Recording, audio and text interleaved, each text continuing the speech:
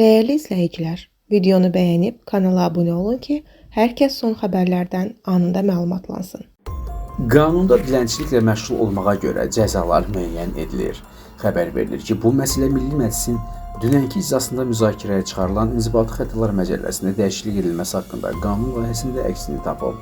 Layihəyə əsasən dilənçiliklə məşğul olmağa görə xəbərdarlıq ediləcək, yaxud 100 manatdan 200 manata dək məbləğdə cərimə ediləcək və pozuntu törədənin şəxsiyyəti nəzərə alınmaqla bu tədbirlərin tətbiqi kifayət sayılmadıqda 10 günədək müddətə inzibati həbs tətbiq olunacaq.